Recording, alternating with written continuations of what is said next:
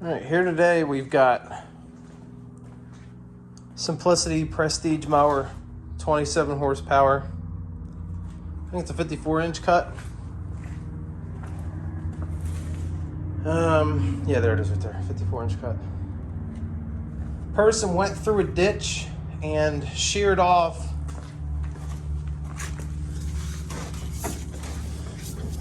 the power steering where it goes to the spindle, which controls the other side. So I'm going to disassemble this, take this apart, take the spindle out. I think I should be able to reattach this. I'm going to weld it back together, maybe put a little plate on the bottom of it. That's what we're working with. The oil filter was loose, that's why there's oil everywhere. I'm going to go over it for the season for him. Not a bad unit otherwise. I have the air filter off. It was clogged. So, all right, let's get started. All right, so we got the spindle assembly off. It's a pretty clean brake. Should be able to grind a V into it and fill weld both sides of it. Maybe beef up the rear a little bit.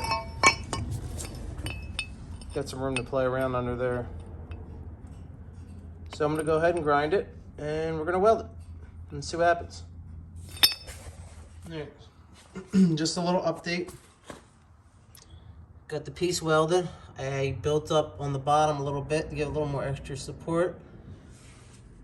Got it all back together.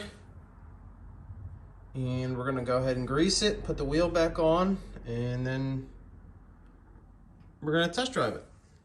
All right, just wrap it up here. Got the spindle ball back together, tie rod ends, and the steer link. Got the other side all greased up. Next we got the oil filter was loose for I don't know how long, but that's the next project. Power wash all that and get it all cleaned up. All right, she's running, let's see if it steers.